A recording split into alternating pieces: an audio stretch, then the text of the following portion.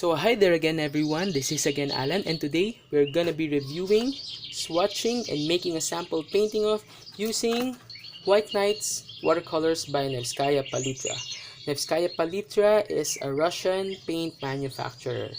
I bought this in Jovir, a local store here in the Philippines, for 2,991 Philippine pesos, or roughly 55 or 56 US dollars, and that was in 2017.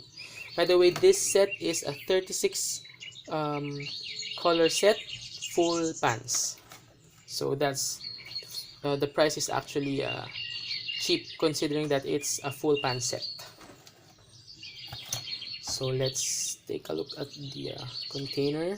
It says here Saint Petersburg, but I don't actually know where Saint Petersburg came from, why it's called Saint Petersburg, but in US it's more popularly known as Saint Petersburg's White Nights. So if anybody of you knows the information, kindly comment it down. So this is how the plastic container looks like. It looks and feels sturdy, but it's not that portable as compared to other sets, and it's understandable because it's a full pan set with 36 colors. So let's take a look inside.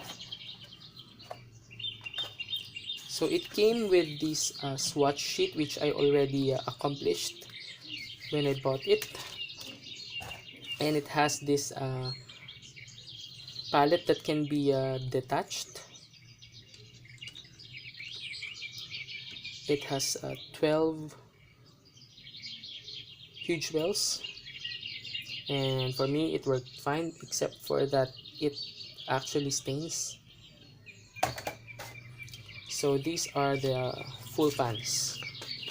I'm not actually sure if it's really full pan because I have some empty full pans, and it's actually the Saint Petersburg or the White Nights is actually smaller by around 10 or 15%. So here is the difference, but it doesn't really matter to me because it's still cheap for the number of colors and for the size of the pans. So let's start swatching down. I prepared already a swatch page and a sketch of a landscape painting which we will be making later. By the way, this paper is a 185 arches watercolor paper, and this is a standard to all my swatches, and it's actually quite huge for the camera to capture. Sorry. Okay, but I'll be zooming in to the swatch so that you can see each color more clearly. Okay, excuse me. So there you go. So the colors are actually moist. They have not dried ever, so I don't think this needs re-wetting. By the way, I never re-wet my paints whenever I swatch, to be fair to all the brands I am swatching. Sorry. So let's start with Zinc White.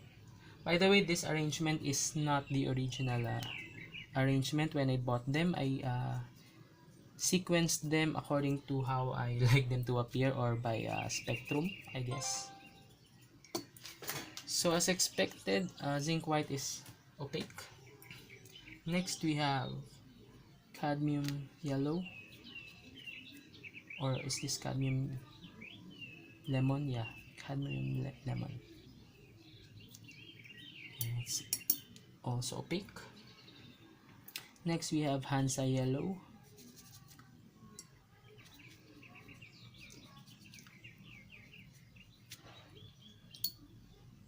Next is cadmium yellow medium,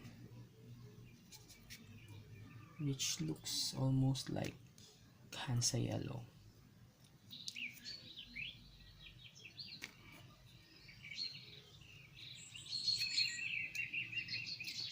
Next we have golden.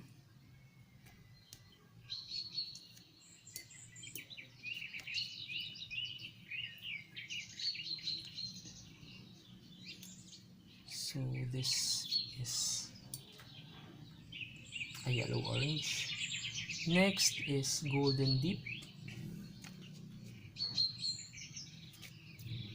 which looks exactly which actually looks exactly the same as golden, but yeah, I can see it's more opaque, and it seems to be deeper.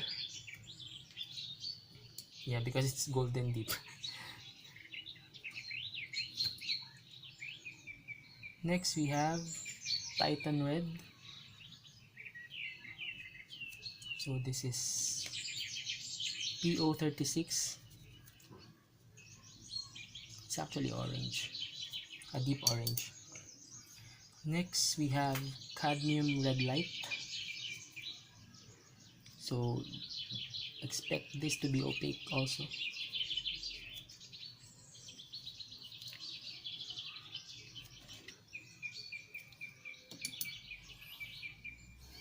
Next we have English red, and this is a PR101. So PR101 usually appears to be on the brown side.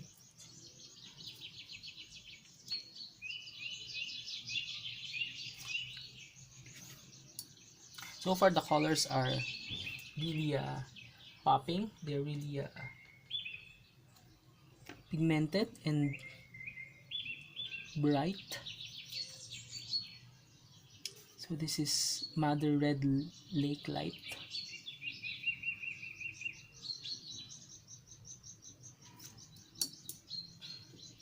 Next we have Ruby or Ruby. This feels like their unbiased red.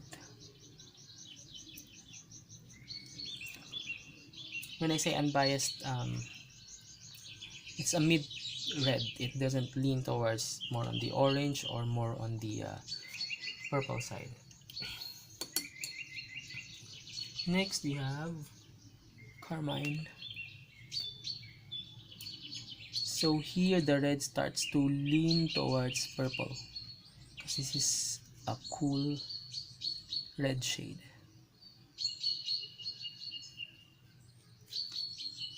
So let me just show some transparency. Next we have Quinocradone rose.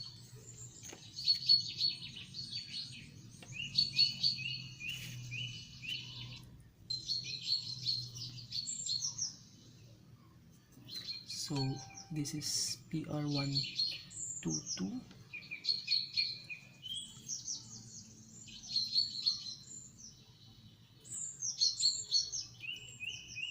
This is really bright.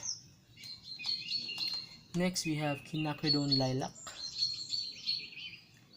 which actually looks like magenta.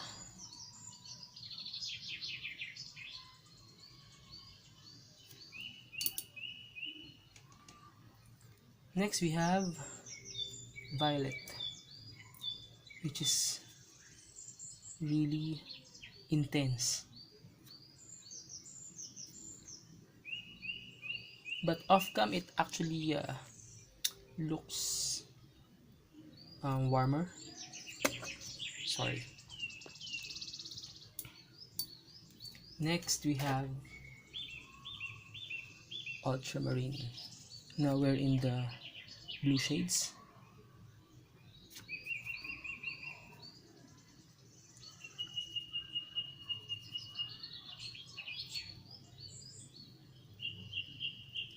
The paints actually re-wet very easily. And they have this inky feel, which is for me okay.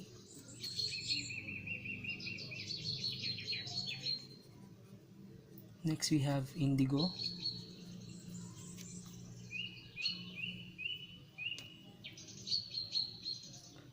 Indigo is actually like a very deep Russian blue, maybe because of the presence of PB15. Excuse me. Next we have Indanthrene blue or PB60. Sometimes it's called anthracene blue in some brands. Next is Cobalt blue. Let me just zoom it down here.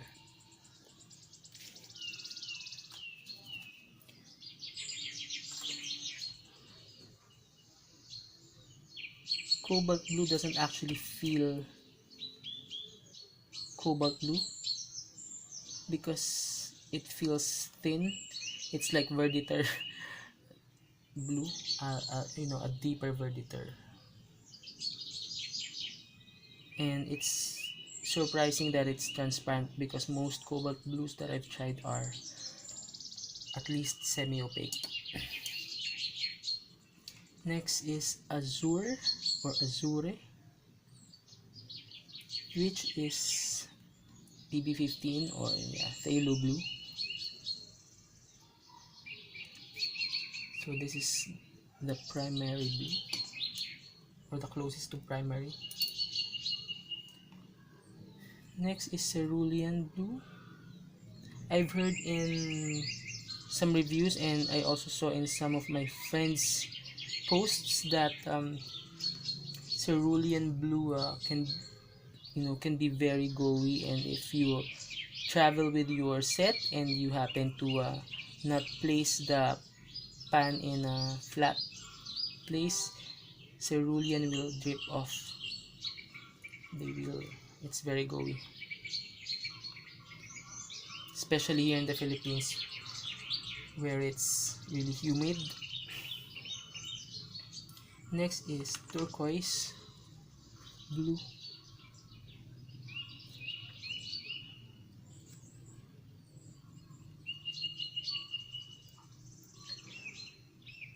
Turquoise blue is nice, and it's PB15:3.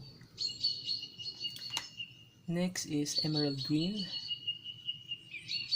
and this is PG7. It's like Viridian minus the granulation, or should I say phthalo green.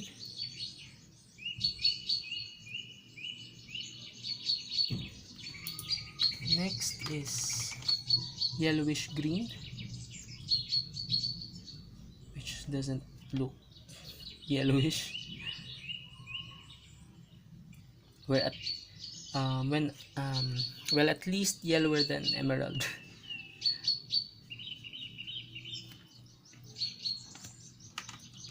Next is green. In some vlogs, this is called Russian green, but it looks like a combination of Perylene green and Hooker's green. But I like it because it's deep. I like green shades that are deep. Next is Chromium Oxide. I also love this green because it looks natural, especially when you use it in landscapes. You don't actually need to mix it with other color. You can use it on its own. And in my experience, this is actually one of the most opaque chromium oxide that I've tried. Next is olive green. I just wonder why they did not include sap green in a 36 color set. Not that I'm complaining, but sap green is, actually almost in every 36 color set.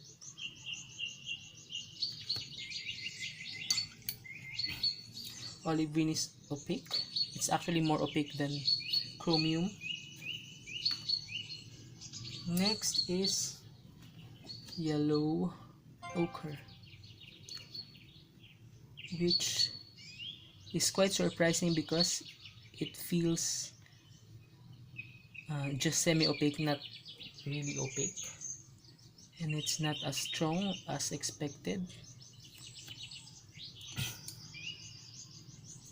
Next is raw sienna.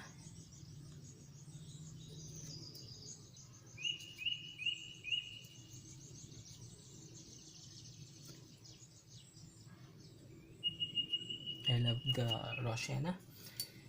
Next is burnt sienna. So both of them are PBR 7. Next is Mars brown, which is a mid-tone brown. It's called PBR 6TR. I don't know what does TR mean. I'm not that OC when it comes to pigment information.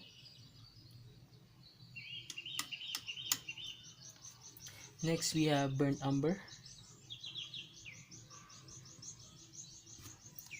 Sorry, let me focus down.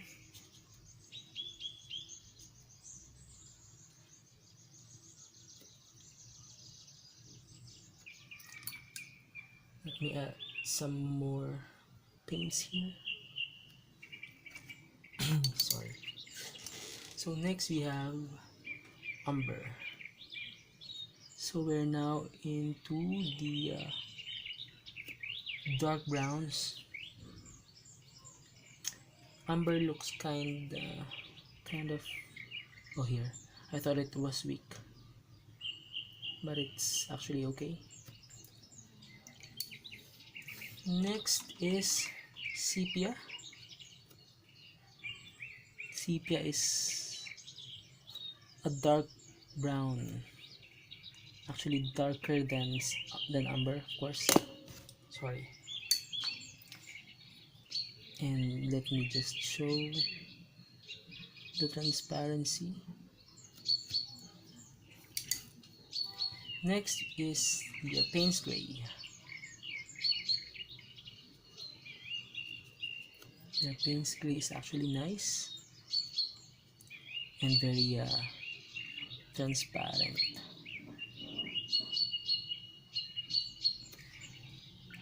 But as you notice, it doesn't actually flow that well.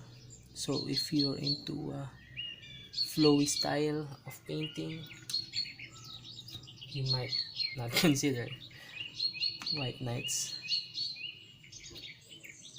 So lastly, we have neutral black,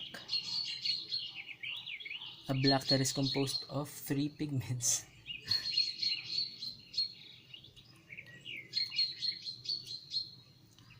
So you can see the difference between the two. This is the unbiased black, this is a real black, and the other one is a cooler black.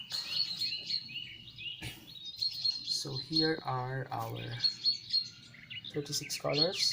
I love the selection of colors, and my favorites are the Quinocradone rose, this one.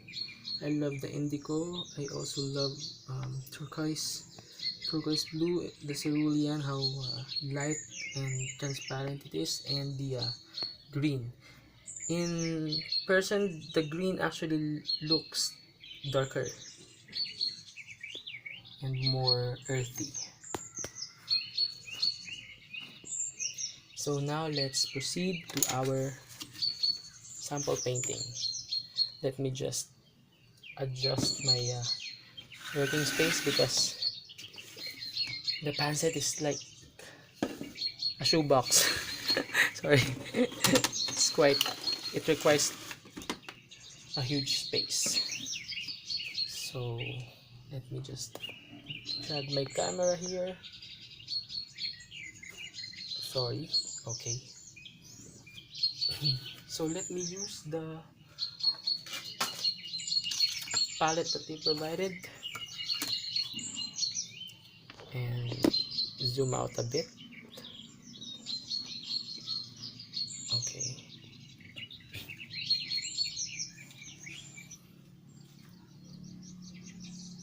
So what I'm gonna be painting is a landscape again, as usual. So let's start by wetting the sky part.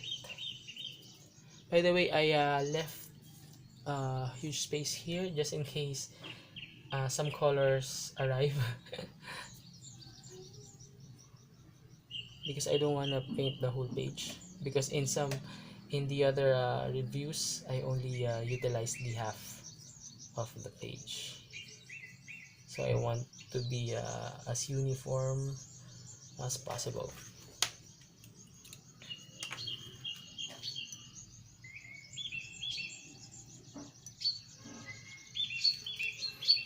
So for the sky, let me use cerulean blue, but my brush is still filled with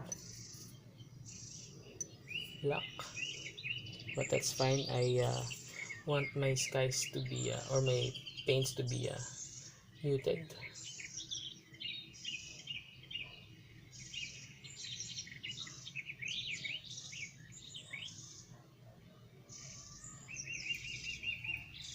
I'm sorry.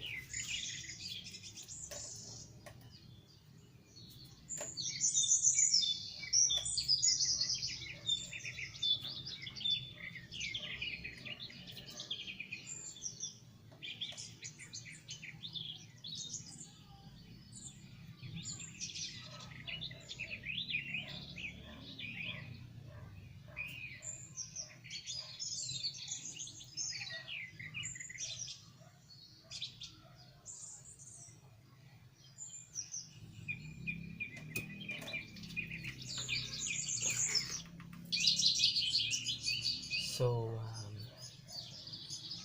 let's move down to the water.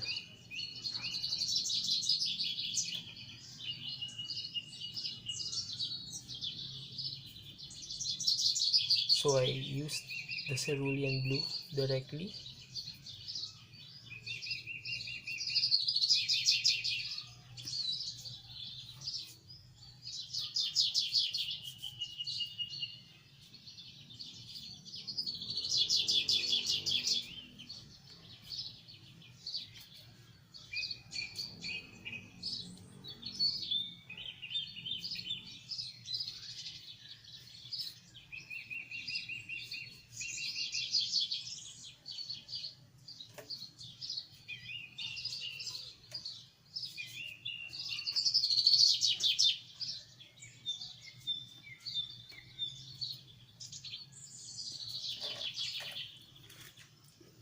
So there's a mountain here which I'd like to color indigo,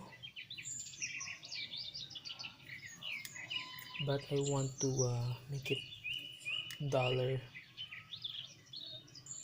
by using or by mixing, let's say, English red.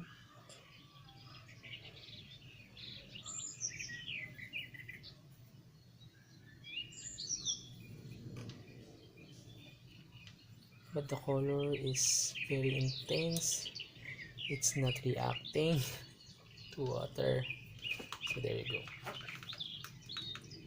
But since that mountain is quite in a distance, let me just color it very lightly.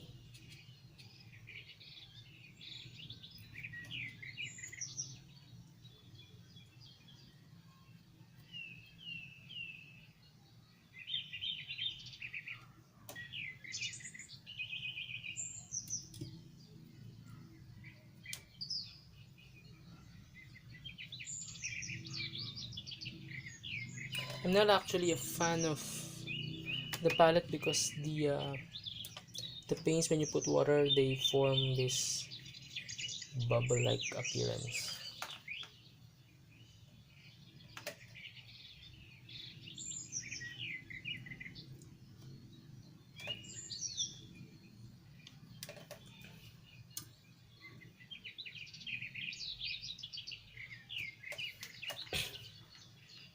Let's add some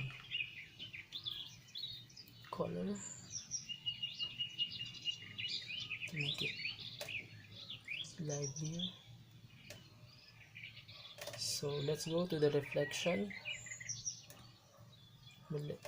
Let's just make it really light.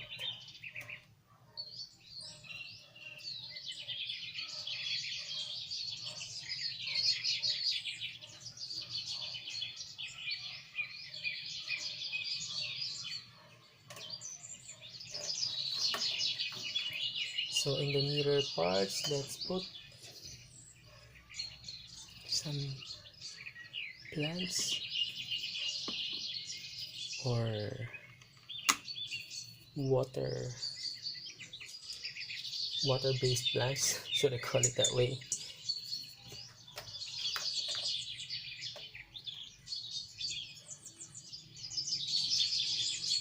Let's say there's a ground part of here is brown.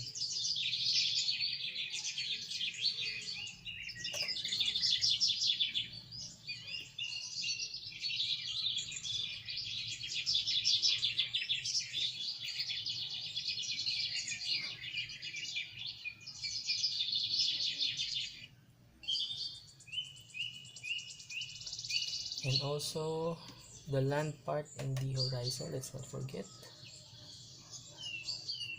but it's not dry yet, so let's wait a bit more.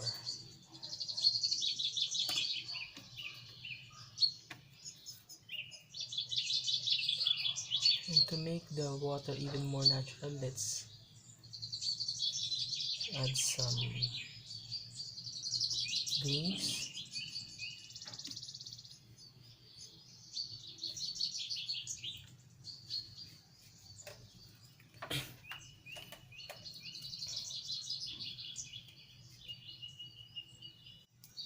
So now that the upper part of our landscape or the upper part of the horizon is already dry, we can now start painting the landscape.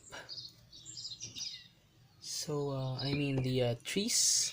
So to have that, I would like to use green and the olive green and mix it with brown or burnt umber, and also I like to try Sienna. So I always want muted colors for my foliages. So since this is from Russia, let's try painting some pine trees.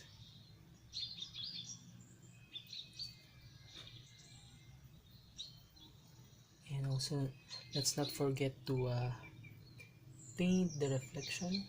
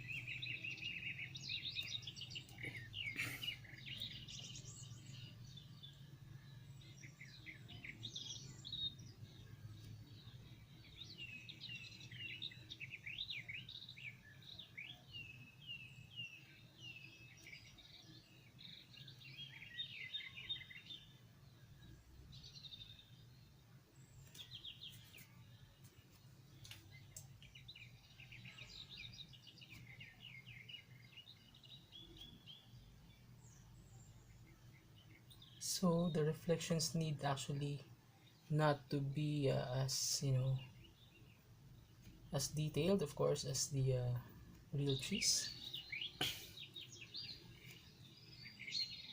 because all you need is the illusion that it's reflected.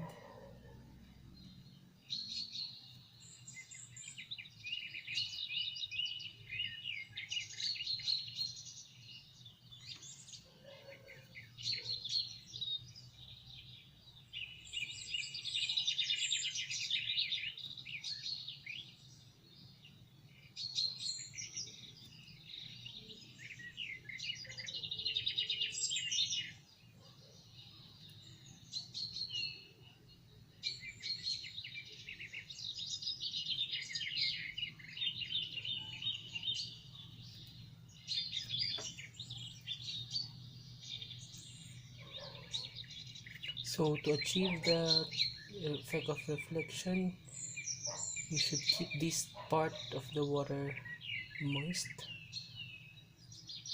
or wet.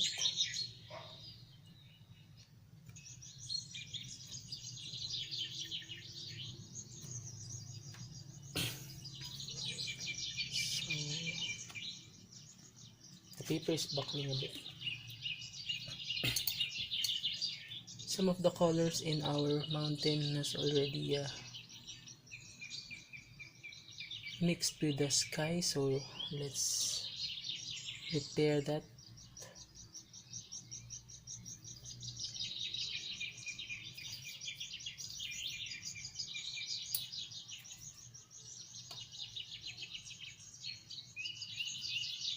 But it's hard to, you know, achieve, of course, the color that you had. So let's make a deeper mix.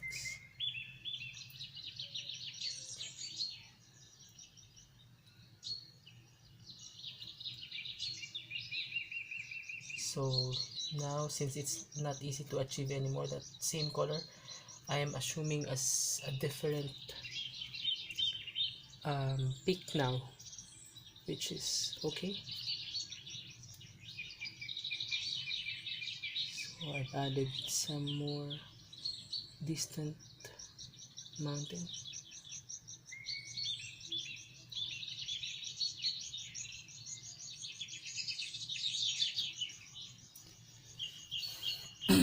So now we're gonna have the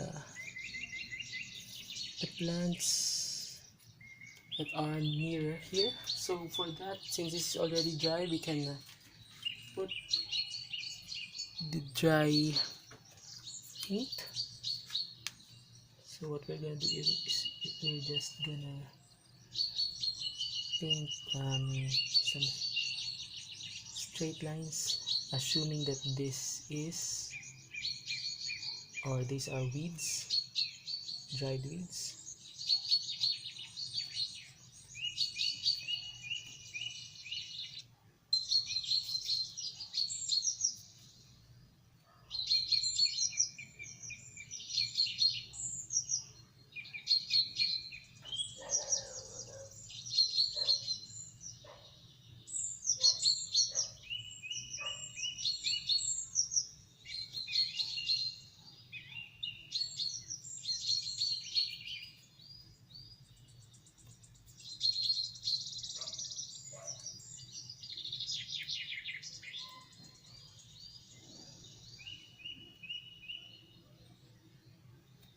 And here I am adding some water details.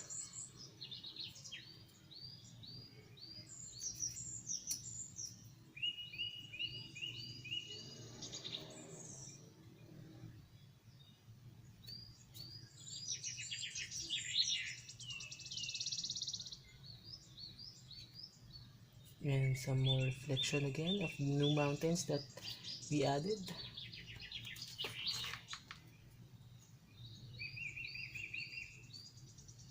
And some graying of the water.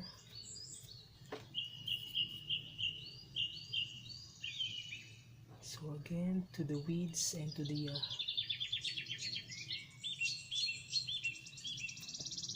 swamp grasses.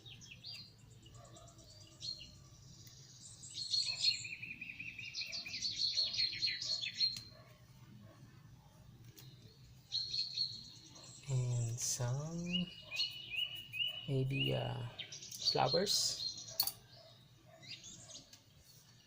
Let's use yellow. This is cadmium yellow because I want it to be visible, so I want it a little bit opaque.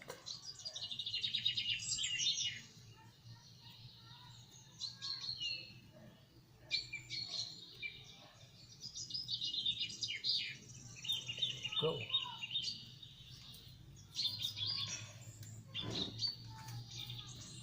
So this is our sample painting using white knights. So overall it works really well, and it flows actually well as well. It actually flows very well, especially when you apply enough water, even if we're using cotton paper.